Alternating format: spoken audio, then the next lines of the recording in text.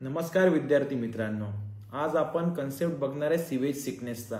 तर यावर खूप वेळा प्रश्न येतो, एकदम साध्या आणि सोप्या भाषेत सांगतो मी। जे हे या जागी सॉइल ठेवले आहे, तुम्ही समजा की हे एक कोणते तरी पीस ऑफ लँड आहे, जमीन आहे की जे पूर्ण सॉइलने बनलेली आहे। आणि हे जे मी या माझ्या हातात इथं घेतलंय याला म्हणतो मी सीवेज। मला या सीवेजला या लँडवरती डिस्पोज करायचा आहे। मी जेव्हा या सीवेजला या लँडवरती सोडत जाईन तर पहिल्यांदा बघा काय होत चाललंय। पहिल्यांदा प्रॉपरली सगळं सीवेज या लँड मधून खाली जात आहे, कारण की या ज्या सॉइल मध्ये वॉइड्स आहेत त्या वॉइड्सच्या सहाय्याने पूर्ण सीवेज खाली जमिनीत पर्कोलेट होत आहे।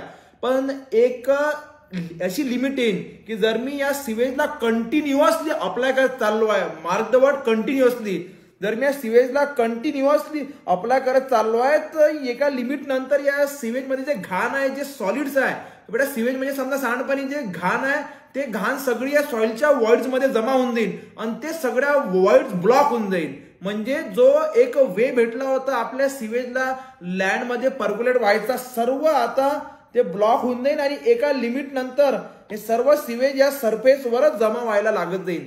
या कंडिशनला आपण म्हणतो सीवेज सिकनेस। बघा, पूर्णच्या पूर्ण जमिनीवर जमा झालाय।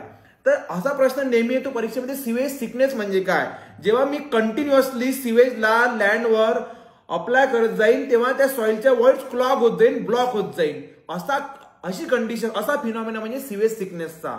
ठीक आहे, एकदम साधा आहे। बघा, जो तुम्हाला आता स्क्रीनवर प्रश्न दिसत आहे की बा सीवेज सिकनेसच्या बद्दल सांगा, तर सीवेज सिकनेस कधी होते किंवा सीवेज सिकनेस कोणासोबत संबंधित आहे?